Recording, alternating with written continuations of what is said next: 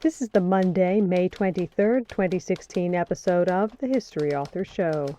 Visit our iHeartRadio channel or subscribe on iTunes to enjoy a brand new interview every Monday morning, as well as Classical Wisdom Wednesdays and History in 5 Fridays.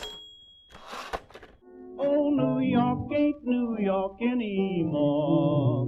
How I miss those old pals of mine. The sawdust is gone from the floor where we harmonize sweet Adeline.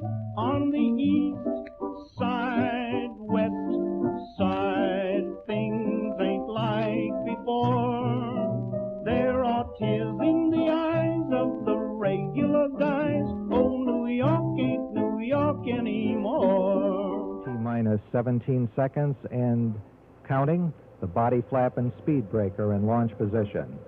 T-minus 10, 9, 8, 7, 6. We go for main engine start. We have main engine start. And ignition. And liftoff.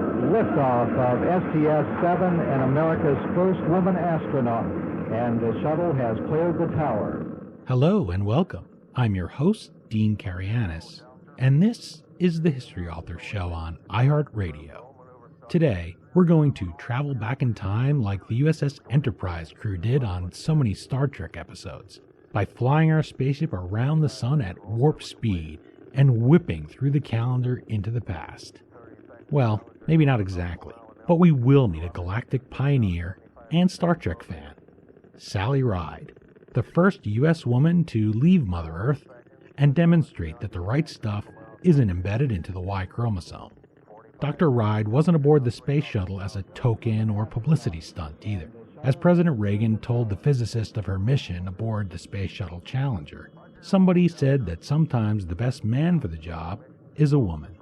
You were there because you were the best person for the job. Serving as mission control on our journey is Lynn Sherr, journalist, broadcaster, and author who spent more than 30 years at ABC News. Her many recognitions for excellence include Emmy, Gracie, and George Foster Peabody Awards, as well as 2 American Women in Radio and Television Commendation Awards. She covered NASA's Space Shuttle program from its launch in 1981 through the Challenger explosion in 1986, and is the only journalist to cover, full-time, both Sally Ride and Congresswoman Geraldine Ferraro, the first woman to run for Vice President of the United States. Lynn Sherr's book is titled Sally Ride, America's First Woman in Space. It includes unique insights from her friendship with the astronaut, as well as exclusives from Dr. Ride's family, partner, and countless friends and colleagues. You can enjoy more from our guest at Lynn Sherr on Twitter, that's SHERR, or Facebook.com/SallyRideBio. Okay, now that we've fueled our boosters and done our pre-flight checks, let's start the countdown and meet Sally Ride, America's first woman in space. Challenger Houston, your first stage performance was nominal. That was Capcom Roy Bridges advising first stage performance. Onboard guidance is converging now as programmed. Challenger is now steering for a precise window in space for main engine shutdown. I'm at Simon & Schuster's headquarters on 6th Avenue. Honored to be sitting across from veteran journalist Lynn Sherr. We are here to chat about her latest book, Sally Ride, America's First Woman in Space. Thank you for making time to talk with the History Author Show. I'm delighted to be here, Dean. Thanks. I had to do that twice because I feel I shouldn't be on this side of the question mark, but I appreciate you sitting on the other side of it, especially about such an exciting subject, somebody who really you get to know through your book, warts and all. You did not check your journalist credentials here at the door, even though you knew her. I didn't, and that was one of the things I thought long and hard about when I started to work on the book, because I knew Sally so well. We had been friends for a very long time, and I wanted to do a real portrait of her that was journalistically as well as personally sound. So, yeah, I think there are probably a few things in there that she wouldn't be thrilled that were mentioned, but there you are. She had those walls about her. You had a great description in there where you talked about the heat shields on the shuttle, the heat tiles, and you said she didn't have those from the glare of the public spotlight and from all the people that were after her. And she even attracts a couple of stalkers, which I thought, especially in the 80s with what had happened with Hinckley and shooting Reagan and Jodie Foster, and it must have been particularly scary because she's such a small woman too. That would have been she was quite tiny, and she really was freaked by too much public attention, by people always wanting to get a piece of her. In New York City, it's funny, when you walk down the street in New York, there's so many celebrities in this city that people see somebody and they kind of give a wave or give a wink and let them go by. But in a lot of other places in the world, it doesn't happen. And Sally was very unhappy with people reaching out and not only emotionally wanting a piece of her, but wanting to touch her. And people see our space heroes as something out of a comic book, I think, sometimes. And they just wanted to know who she was, and she was just a real person after all. But yeah, she didn't like all the attention. Don't get me wrong. She loved being the first American woman in space. She liked a lot of what went with that. She didn't love it all, however. Yeah, especially when you're a small person. You can very easily, people will hug you. You talk about one of the times, I believe she comes back from the second mission, is it? And the commander grabs her, hugs her, lifts her off the ground. And of course, that's a joyous moment. But you don't want strangers hugging you when you're that you small, don't. Or moving you around or pushing you. And one of the times, right after she flew the first time, when she really was the most famous person on the planet for her 15 minutes, she came to New York, and the city of New York was giving the keys to the city to the entire crew. And the city of New York provided a bodyguard for Sally, and she was staying at my apartment, and she just dismissed the bodyguard when she got to my house. She said, "Thank you, I appreciate," somebody from the police department. So my husband, who was a big guy, wound up being her bodyguard when we went to dinner and when we went to an event, and he kind of blocked around her so that nobody could get too close. But she didn't want to make a fuss about it, but she wanted to be protected from people that she didn't think they were beneath her. She just didn't know how to handle it. And she wasn't that sort of backslabbing person. This is why we never had a President Sally Ride, because there was no way she was going to be in the limelight any more than she had to be. She never in 100 years would have run for office. Right. And that's one of the important things in her life and her legacy that you read in the book, is inspiring young women in particular. And if you're listening to this and you're a little 5'5" girl and you look at the space shuttle, or you look up at the space station through your telescope now, you can see it. There's permanent humans floating around us all the time.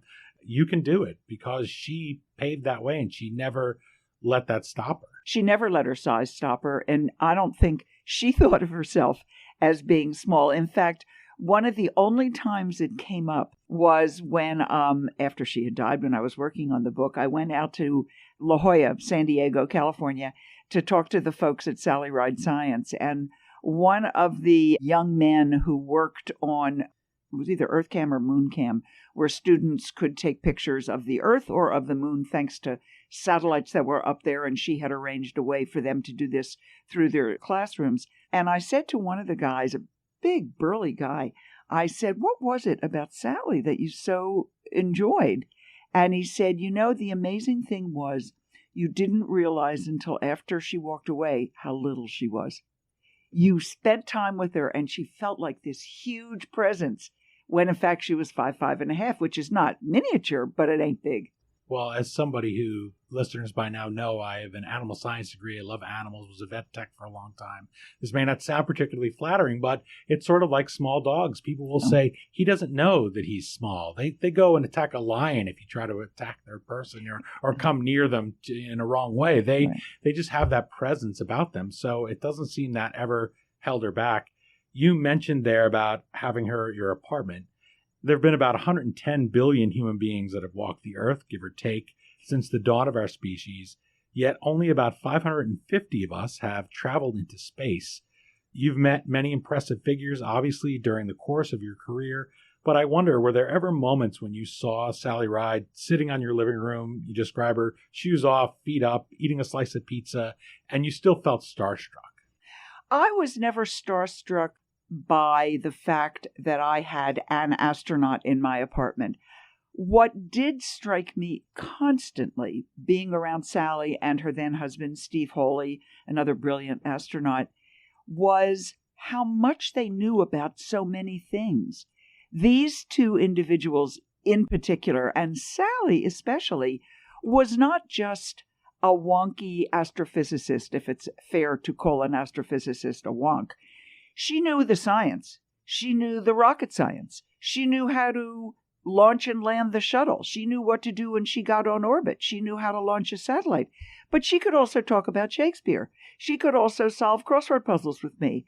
She could also giggle over a movie we had seen. She was a totally well-rounded human being. And that's what struck me, was that you could do so many things she could do so many things in this world and out of this world that put them all together, any one of them would have been a career for somebody. I'll tell you the other thing that struck me so much about Sally that I was in awe of was she had a great instinct for getting to the bottom of a problem. She understood how things worked. When 9/11 happened, I was assigned at ABC by the time I got to the office. I was asked to be in the newsroom. I was meant to coordinate information about the plane that went down in Pennsylvania. And I called everybody I knew, and I was just pulling stuff together. Nobody knew much of anything at that point. One of the people I talked to that day was Sally, just because I thought she might have some insight. First thing she said, before this had gotten out, first thing she said to me was, I want to know more about how the passengers on that plane behaved. I want to know more about the conversations in that plane before it went down. She understood instinctively that it had to have been a passenger revolt that happened in that plane. And that's just the kind of person she was. I like that she has that scientific attitude towards so many things where she wants to know how they work. Yeah. And she wants to know physics, obviously, so she studies it. And then she's involved in the two investigations when the shuttles have accidents and explode. And I thought that is so much a person you need. We lost out that she never wanted to be the NASA administrator, right, and probably lost out that she never wanted to be president. But she had that ability to look at it and say, okay, you're behind a desk and you say, I'm going to turn on my computer. I just want it to work. Well, a programmer will tell you it's not going to work because this. And you say, well, I just want to hit it with a rock and make it go, right, or a car. You just want to get in. And we started to look at the shuttle a little bit as just, well, you get in and you flip the switch and it goes, and it became routine. And it's not routine. She says afterwards, she realized you're sitting on this Roman candle, you call it in the book, and it's just exploding gas. And you're sitting there in a chair and hoping that it goes okay. Well, don't forget, she flew on both of her missions under a commander who understood the shuttle systems probably better than anybody on the planet at that point. Bob Crippen knew the shuttle inside and out, had been there all during the development and the building of it, and he's the guy that she was working with. Sally also understood something else, which I know is an engineering thing, but I never quite got it until she explained it to me. And she explained a lot of things to me. And that was talking about the Challenger and the Columbia explosions, accidents on reentry, one on reentry and one on launch.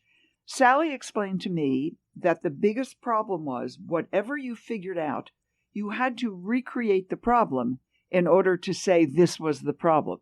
In other words, if you came up with a theory, it wasn't enough to have a theory. You had to recreate the problem, show some failure in the system, which would then indicate, oh, that's what it certainly could have been, and maybe that's what it was. And this whole very painstaking, one teeny step at a time, which is certainly the scientific method.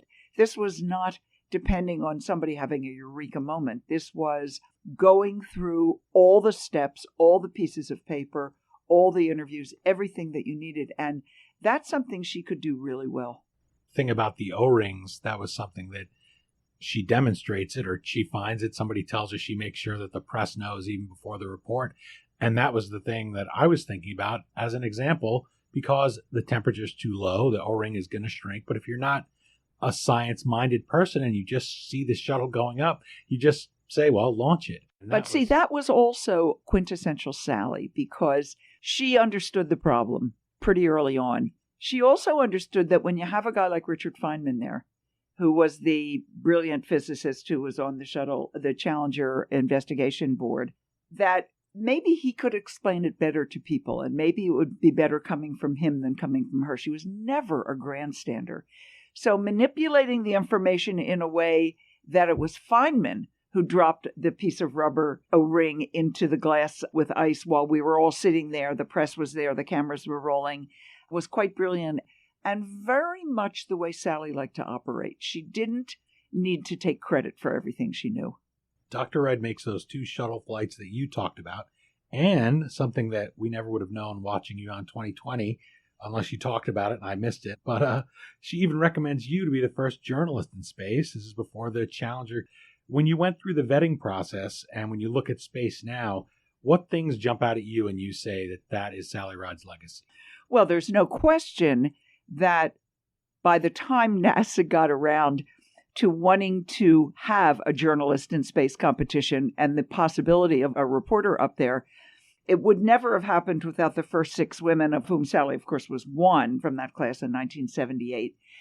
I think all the women were extremely important to make that happen. And I think that it was quite brilliant of NASA, which came to the idea of affirmative action, if you will, of opening the doors of equal rights a little bit late for my money, but nonetheless, they did it.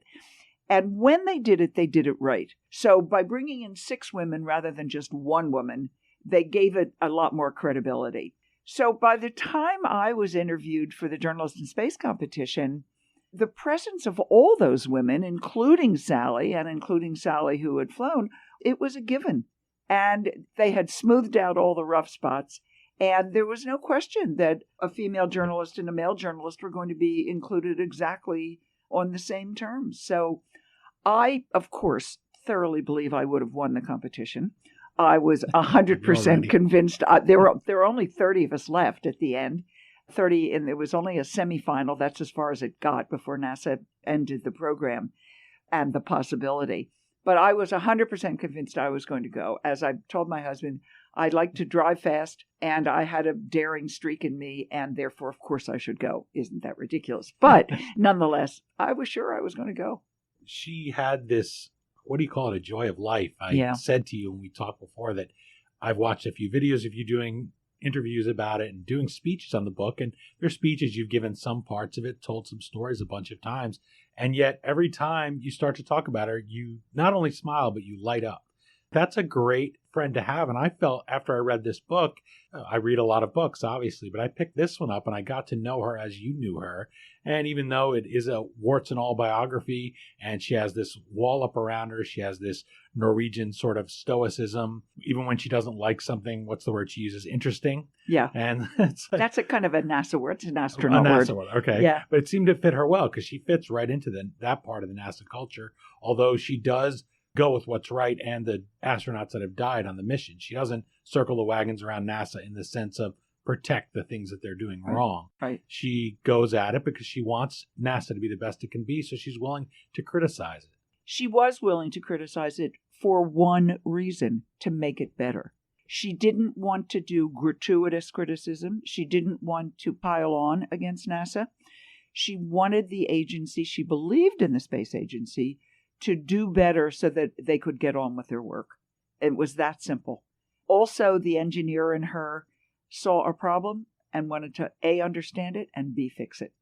You know, it's a mindset that says, this is what's possible. Let's do what's possible. And then let's reach for the impossible a little bit also. But yeah, she wanted to fix it. She cared very much about human space flight. She cared about robotic space flight. She cared about NASA. She cared about the globalization of space. She wanted us to be in space at some level, no matter how it was going to happen. So she was there to get it fixed, yes. But that didn't mean she wouldn't criticize NASA when it was time to criticize them. Usually when I interview authors, they've written a bio on some long dead historical figure or somebody that they could never possibly have met. I wish it had been a long dead. It would have been a lot easier. Well, it must have been a particular challenge because you're talking about how an engineer looks at things. Well, a journalist looks at things different too, or are supposed to, and kick all the tires and not put away something. but also this is a friend of yours. And so you're reading a diary. You're talking to people about her as if she's in the room. And of course, she's no longer with us. So how was that challenge to you? How did it impact your research? It made it twice as hard, I would have to say. You know, the last biography of a famous woman I had done was of Susan B. Anthony, who isn't around to say, Lynn, you got that wrong or you got that right. So I had not only my memories of Sally and my friendship with her to deal with, I had her mother who's still alive. I've got her sister. I've got her partner. I've got all these people at NASA who worked with her and spent a lot more time with her in many occasions than I did. So I was very wary. I will say I'm so gratified that there literally has not been one response from somebody afterwards that said, wow, you really got that wrong. I think I got her right, and I think I knew her well enough to get it right. But it is a challenge to write about somebody to whom you are close and somebody that a lot of living people knew awfully well. So I just was careful. I mean, I did more than 200 interviews for the book. Wow. I transcribed every single one myself.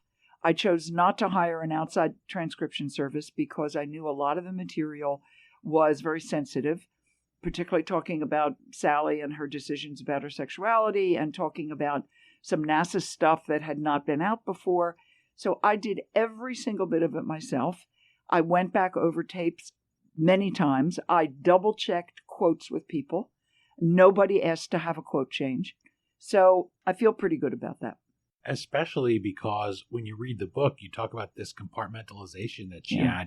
It's the three blind men that are feeling an elephant. And, you know, they all think it's something different. And you had Susan Oki talk about it. She co-authored a children's book with. She sees a side of her there, this flare of temper. She feels that she's betrayed her trust a little bit by doing her job as we see it. But then somebody else could easily have come to that if you hadn't handled that just right and said she never lost her temper with me. Well, I will tell you something else. Susan Oki, who's a wonderful former journalist, was at the Washington Post and writes poetry and does many, many things, and was Sally's very close friend from prep school. And I called up Susan, and she heard I was working on the book, and I said I wanted to interview her, and I said we could do it by phone or we could do it in person. And she said, well, I think in person would be better. And so I went. Just made a face, everybody. I just made a face. Nervous. Uh-oh. And so I went down to Washington, and Susan lives in the Washington area. And I went over there, and it was a very interesting, I'd say 2.5 hours that we just sat and talked. I had met Susan before with Sally years ago. We were not particularly close friends. I barely knew her. And finally, towards the end of our conversation, and I'm not yet interviewing her, we're just kind of figuring it out. And finally she said, well, fine, I'll be happy to do an interview or a series of interviews with you. She said, I needed to take your measure first. She needed to understand where I was coming from. And she knew who I was. She knew I was a friend of Sally. She knew I was a reporter. She knew I was a TV journalist. But she wanted to get a feel in person for how I was going to treat the memory of her close friend. And I think the combination of our friendship and my journalism is what made the difference with her. But I had to do that with a lot of Sally's old friends, most of whom I had not met, her girlhood friends, her tennis friends, because they wanted to be sure that Sally's legacy was safe with me. And it was fine if I was going to tell secrets. It was fine if I was going to tell stories, but they wanted to be sure it was handled in the right way. And that to me was an interesting lesson. You don't get that when you write a biography of someone who's been dead for 150 years. Yeah. You don't find anyone who marched with Susan B. Anthony, I guess, and went to prison. Right. Or even a great who's going to say to me, well, I want to be sure you're handling her legacy. It doesn't work that way. It's with a recently living person. And it shows the love for her, too, people have. I think so. It's not just reverence. It's not just, well, she's the first woman in space. It's a personal connection she made with... First American woman. First American woman, sorry. And that's a great passage in the book, too, that I'll just tease about her meeting the Soviet woman. Yeah, Svetlana. It was Svetlana, yeah. And I like when they ask her, what experiments did they do on you when you were up there? And she said nothing. And it was just a great moment. And that was great risk to her. This is the height of the Cold War. It's after the Soviets have shot down that airliner, the Korean Airlines flight. So this takes some real guts. But she didn't like silly rules, you say again and again in the book and give examples of. So. Right. She was very good about towing the line. She was very good about being a team player and obeying her commander and obeying the rules, unless she thought they were dumb. And if she thought the rules were dumb, then she would break them in a non-threatening way. So going to meet with Svetlana Savitskaya and some other Soviet cosmonauts that particular night that you're describing in Budapest was very gutsy of her. And she got away with it. And the story is told for the first time in my book. So I'm not going to say any more about it. I'm going to wait till we're off the air, and I'm going to say a couple more thoughts on it. So people will just have to buy the book. And I don't always just want to negatively plug it, but I felt like this had so much in it, really packed full of things. I guess people say Forrest Gump, which isn't, again, particularly flattering, but I mean, she was a person at the top of the government, at the top of the country, an icon, and so many things that she saw, people that she meets, and she's in space. I mean, it's incredible. And she worked hard. Don't underestimate. She worked very hard to get there. You know, it wasn't just a question of being there. It wasn't just a question of right moment, right time, right person. She was lucky about the timing, that the opportunity was available, but she worked her tail off to get every single thing she got out of it. And for that, we have to be very much in awe. Anybody who's taken physics, I'm sure, can even a little bit can say, wow. Astrophysics. Yeah, astrophysics. Well, I'm just saying for us. I know, I'm just saying. She took it the next level. Yeah. You talked about her love of tennis, a little too small probably to go pro, but you talk about her friendship with Billie Jean King, right, who she plays against at one point. Talk about that a little bit. Sally started playing tennis. Her mom thought it would be a good thing for her to learn when she was a girl, and she was a very gifted athlete, and she really took to it immediately. And she wound up being in the junior tennis circuit. Of course, Southern California, this is a big deal out there. Her dad was the one who sort of drove her to all the games, and then she wound up flying around the country and doing a lot of that, and she was quite good and considered turning pro, wasn't sure, and meets Billie Jean King, who by then was a huge star already. And she winds up playing in an exhibition game with Billie, and Sally was over the moon about this. She writes home, so to speak. She just loved it and had a conversation with Billie Jean. And Billie Jean, it's not true, Billie Jean says, that I said to her, you ought to turn pro, which is the way the Ride family history story goes. But she doesn't actually remember. But what Billie Jean thinks that Billie Jean, probably said to Sally was, you're very good, you're terrific. If you think you want to turn pro, go for it. Because if you don't, you'll always be mad at yourself. And if you think you've got it, you should go for it. And you're obviously really good. So these are my words, not Billie Jean King's words. But whatever she said at that moment encouraged Sally to keep at it, until Sally did make an effort and dropped out of college for a couple of months in order to try, looked around her and realized she wasn't going to be the best of the best. And she didn't want to do something where she wasn't at the very top of the heap.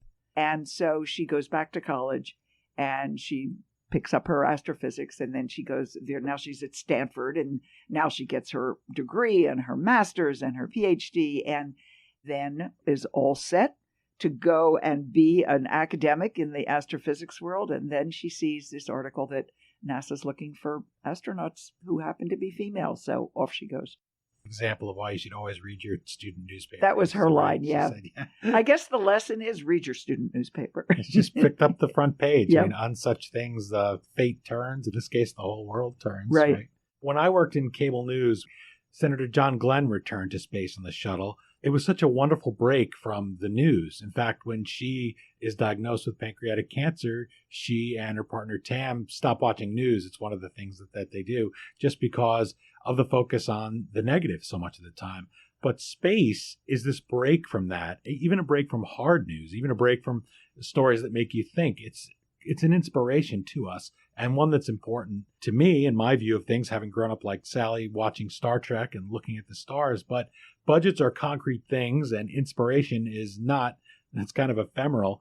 But what did she say to the mindset that opposes space exploration as a waste of dollars and thinks we could better spend them here? She thought it was a very limited way of thinking. She pointed out, as everyone I've ever known who's a space advocate points out, that the NASA budget is such a teeny tiny fraction of the national budget that it's laughable to think about cutting it. And she also pointed out that we have to, all of us as a species, have to have something beyond ourselves to reach for. The little line that she would write when she signed the children's science books that she wrote was, "Reach for the stars." I was told her dad gave her that line, and it was something that fit into her way of thinking, which is you've got to reach beyond yourself. It may not have been the most eloquent thing she ever wrote or ever said, and she had eloquence in her, but she believed very strongly that your reach has to exceed your grasp, that you've got to see what's out there. And I know she felt that way about space. She is the young woman getting older who would, in her 50s, talk to groups of children, and she would look around the room and she would say, one of you is of the generation, you're going to go to Mars. And then she would pause and she would say, wish it would have been me. And I wish it would have been Sally too, but she understood that it was time to pass the baton, and she hoped and wanted for them to be yearning to do that. She didn't necessarily want to raise 1 million new little astronauts. She wanted people to care about getting into space in any way because she thought we belonged there. And only 32, by the way, when she went. Is that right? Not only the first American woman, she was the youngest American. She remains the youngest American astronaut to fly. Wow. Yeah. We've sent a lot up since, so it says something. Yeah. I'm speaking with author and veteran journalist Lynn Sherr about her book, Sally Ride, America's First Woman in Space. Remember to follow her at Lynn Sherr on Twitter or like facebook.com/SallyRideBio. School Library Journal writes of the audiobook, quote, published originally for the adult market, this audiobook will light a spark in girls who do not yet know that the sky is literally their limit. Ride spent so much of her post-NASA years encouraging young women to study math and science, unquote. Inspiring young women, as that says, that's something that was a lifelong passion. She is constantly asked that question I always find intrusive about, do you have children? Do you want to have children? All of these things. And she doesn't, and yet children are a passion for her. And defined her in a way that the handful of years she spent at NASA didn't. But there was something else that, as a journalist, you note in your book, and that is her way of handling the press. And the reason I smashed those two things together is with Twitter and Facebook and smartphone cameras everywhere, what can young people learn from Sally Ride's ability not to do the astrophysics, not to study, not to go into space, but to focus and compartmentalize and to understand that the press is not always going to be your friend if you do something or say something that's bad. It's very satisfying maybe in the moment to do it, but the way she answered the question, she would never give more than she was asked. She was always focused. I think the big lesson, let me start with, I'm so happy that social media did not exist when I was covering the space program, because there were so many little moments I had with Sally and Steve and with other astronauts that I wouldn't have enjoyed if I had felt it was my obligation to put them all out on Twitter and to put them all up on Facebook every 20 seconds. You know, there was kind of a nice thing about having some downtime. Had there ever been anything that impinged at all on my coverage of the space program, I would have reported it and did on occasion. But the private times were just that. They were a lot of fun. I think the big lesson from Sally, I think there are two of them. And one of them is her extraordinary focus. Her college roommate told me that Sally could study through a whistling tea kettle. And that's a real art, to be able to get yourself so focused on what you're working on. And then, by the same token, she could switch that off in a blink and then be there and go and have fun. And I think that ability, I think compartmentalization can be very helpful for anybody. And I think we all have moments when you don't want to get up, you don't want to go to school, you'd rather work on something you're doing at home. And her ability to sort of get to school, get it done, and then have fun afterwards was a big deal. The other piece of it that I think is terribly important is to have a sense of humor and to not take yourself terribly seriously. To be serious about what you do, to be committed to what you do, But when that reporter from Time magazine said to Sally Ride, who was about to be the first American woman in space, Dr. Ride, how do you handle it when something goes wrong in the simulator? Do you weep? Now, I, Lynn Sherr, would have clawed the guy's eyes out right then and there. Sally laughs, makes a joke of it, turns to the pilot of her crew, Rick Houck, sitting next to her and says, why doesn't anyone ever ask Rick these questions? With a huge grin on her face. Totally defuses the bomb. So the lesson is concentrate when you can and need to, pull back when you don't, and mostly keep a sense of humor. There are so many terrible things that are going to happen to us in our lifetimes that you've got to be able to figure out which ones are worth getting really upset about. Well, you did study Greek, right? The classics. So I'll say, particularly, you should know, being Greek, that's probably not going to happen with me. But I will try. I will try to use Sally Ride as my example. You know, I call the things I learned from her flying lessons, because I think she's taught us all how to fly high without ever leaving Earth. And this ability that she had to pivot from one thing to another is, to me, one of the most important lessons I've learned from her. That things can go terribly wrong, or a task can be accomplished. You're done with it. Move on. Don't agonize. Don't worry about it. And you're right. Euripides never would have been able to handle that. And Greek tragedy, as we know and love it, wouldn't exist if this were the case. But boy, does it help in living your life. Well, and the example there of the reporter, it is something she wouldn't have done from the Sally Ride I've learned from your book, because I watched the video. People can see it actually at your History in 5 video from the good folks here at Simon & Schuster. And you can hear this ridiculous reporter from Time magazine ask that question. I watched it for her reaction. But when I listened to him asking, I said, I don't know if he's nervous. I don't know if he just, I've got my time to talk, so I want to say everything I can. But he adds that little bit in at the end, which is probably the part that was in his heart that he was wondering, but he didn't want to ask it that way or something, or he just made a really big, silly flub, not realizing he kind of soaked up just this idea that women weren't going to be astronauts. You had to have the buzz cut and be the, fly boy, and nobody's going to put you on that poster with the 3 astronauts. Well, I think maybe there was something else. I totally forget who it really was, but I think for that. Yeah, exactly. I think he was dealing with two things. He was, number one, dealing with the biggest stereotype in the world, which is women are weak and can't handle pressure and therefore break down in tears whenever anything goes wrong. How silly. That's number one. And number two, he was going for a quote, which is not all that different from what we see today with some of our bad reporters, that when they interview somebody, they're not always going for the truth and they're not always going for information. They're going for a quote that's going to make them, the reporter, look good. And I think this Time magazine reporter thought, I'll get this great quote about how she cries. Please. Yeah. He thought he could maybe shake her and get her off script a little bit, as you say, but she just deals with it so well. And I believe you said there's a groan in the press room. Total groan. We all just went, oh. You didn't just do that. Yeah. Dr. Ride wrote 6 children's books with her partner, Tam O'Shaughnessy. And you kick off Sally Ride speaking with some of the 300 kids worldwide who've used the moon cam, led by Sally Ride's science. How can we carry Dr. Ride's passion for instilling that hunger for learning in children and maybe rekindle it in ourselves? I think the important thing in school is for teachers to keep after little girls who show an interest in science, who show a passion for wanting to do some of this.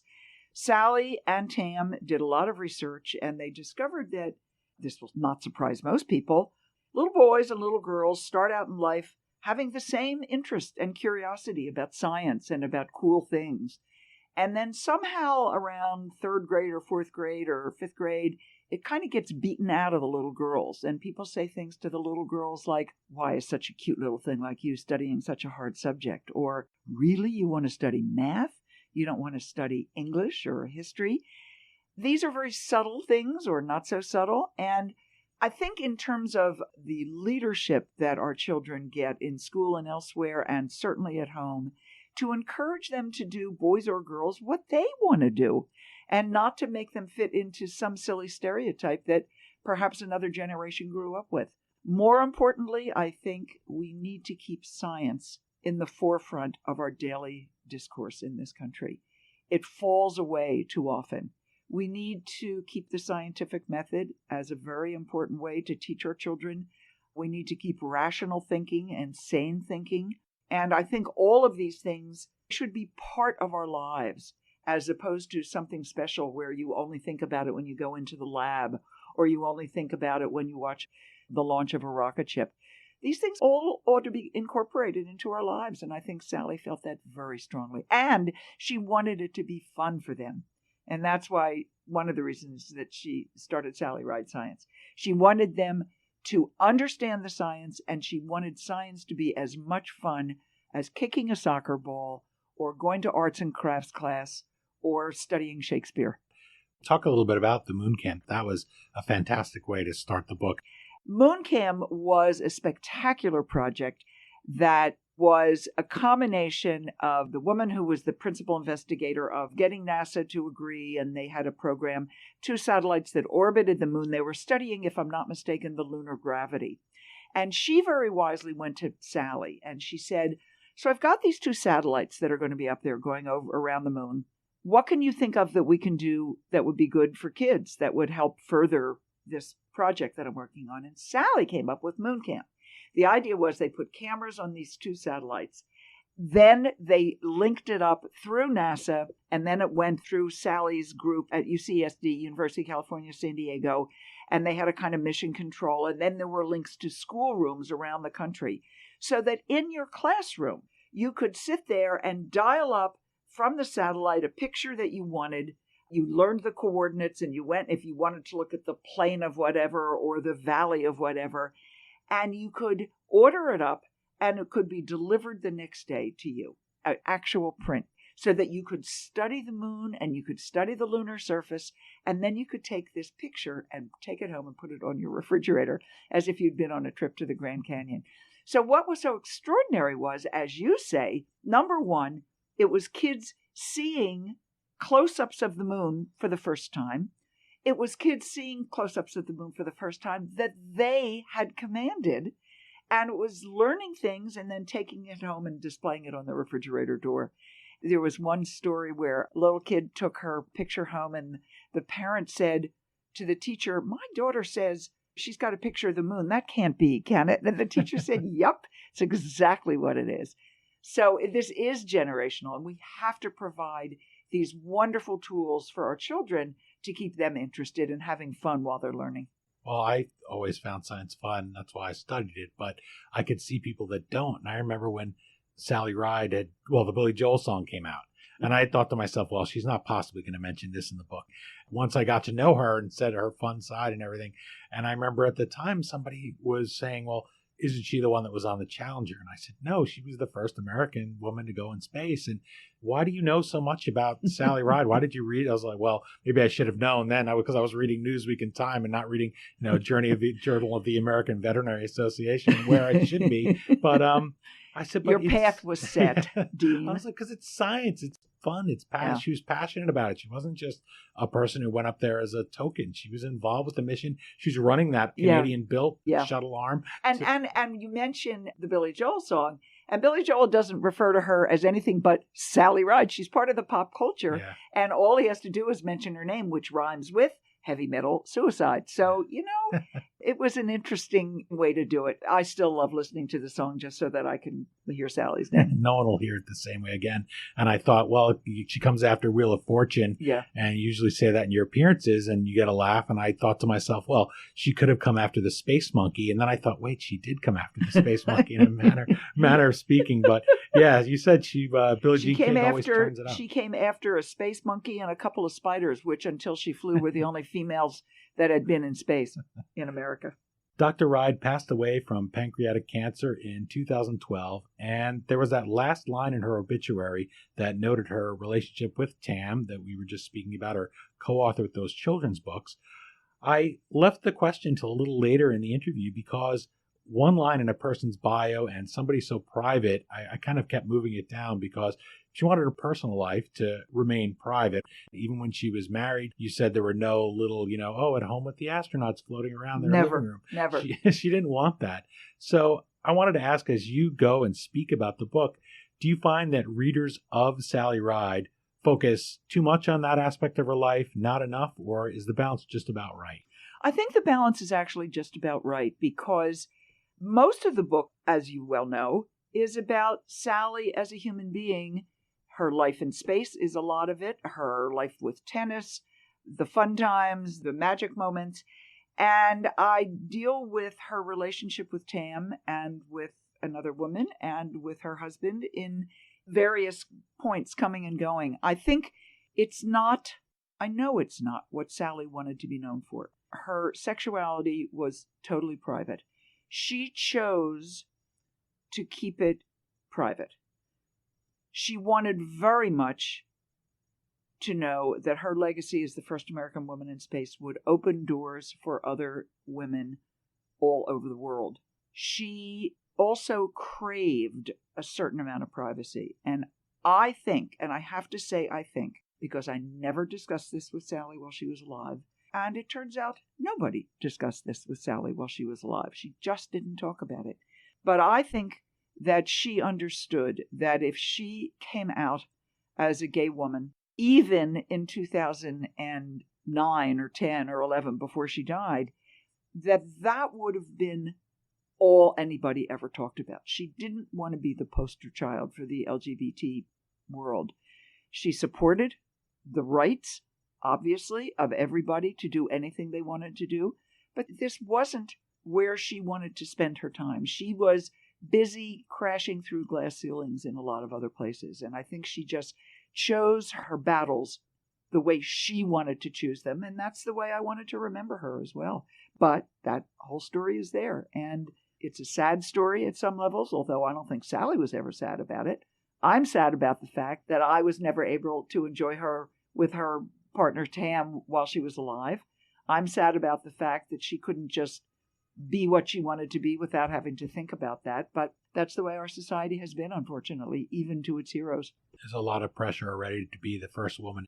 And she just wanted to get things done, it seems to me. She just didn't want to have anything distracting, even being NASA administrator. You say in the book that someone called her about a rumor that Ross Perot was going to ask her to be his vice president. And you had a front row seat for her and for Geraldine Ferraro. You are the only journalist to full-time cover both of them. So I'm sure you have a million stories. Maybe the next book will be Geraldine Ferraro, although you said you didn't want to do people who are still alive. So yeah, well, not or people recently died. Yeah. Jerry did her own book, and there have been a couple of biographies of her, another great woman. And she and Sally became friends and supported each other, which was great. So, no, I don't need to do Ferraro, although I loved covering the campaign. It was historic. It was exciting back in 1984. But you don't see many grade school reporters covering presidential campaigns, but you must have been.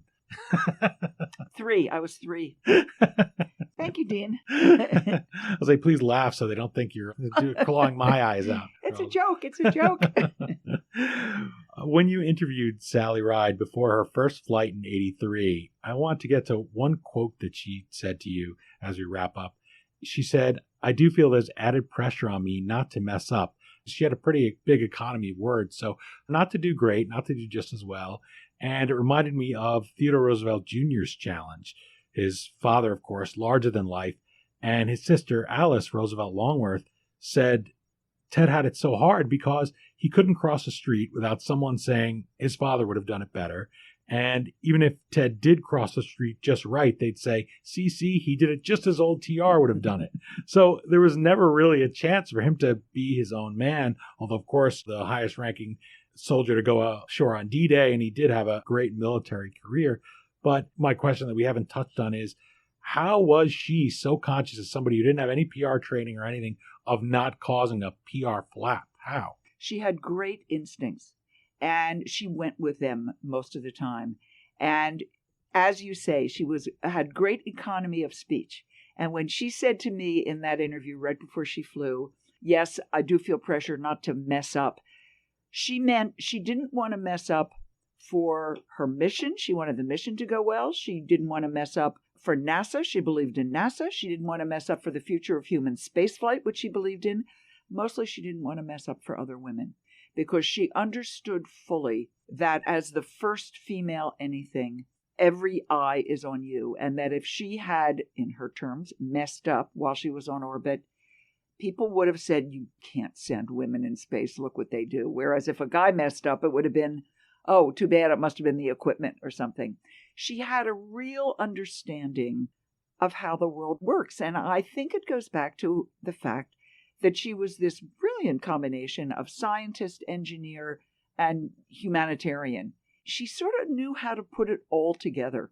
And I think she left us such a valuable legacy in terms of you can lead your life, do what you want, have fun doing what you want, and you can still solve problems, and you can occasionally be at odds with the people that you like, but in the end, it's all going to be right because you've done what you care about. You followed your own path, which is what she did. Okay, you've given generously of your time today, but before we attempt re-entry, which is probably my last space pun, I promise, one final question on a personal note. In Sally Ride, you mentioned that she carried some small personal items for you and your husband into space when she went. Who came up with the idea? Was it you or, and this is a very cool phrase, your friend the astronaut? It was all Sally. When astronauts fly, they have a small personal kit in which they can take up mementos for friends, family, whatever. The things that fly have to be passed by NASA. In other words, it can't be something that's combustible. It can't be huge. And Sally said to us right before her second flight, wasn't right before, it must have been a couple months because they have to get the stuff in early, I'd like to fly something for you. And normally it's a coin, it's somebody's diamond ring, whatever. So she suggested, and I took her up on this, I have a passion for giraffes. And so I have a little tiny, beautiful sterling silver giraffe. It's about 2 inches high. And she flew the giraffe for me. And Larry, my husband, had a medal that was being struck for something he was doing. You can't do anything commercial with this. It has to be strictly personal. But he wanted copies of it. And she took this little medal, which commemorated the flight. And when I was doing my research and I got all the flight manifests and all the stuff for that flight, sure enough, there in the flight manifest flew 2 personal items, one for Lynn Sherr, one for Larry Overton. So this was all her idea. As, by the way, was it her idea to write the recommendation for me for the Journalist in Space competition. She was very generous to her friends and a very loyal friend. And she said to me, I'll write you a recommendation for that if you want. And she did. So she was very giving. She was very concerned about people she cared about.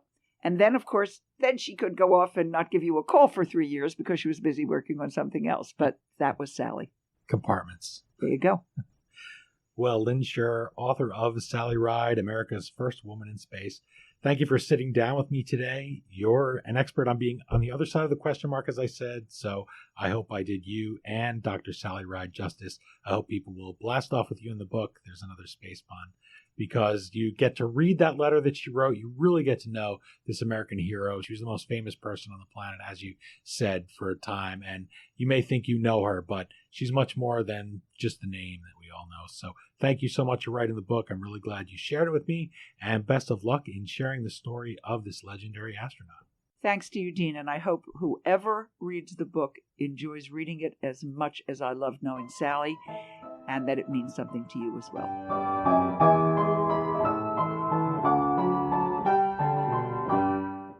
Crew disembarking now.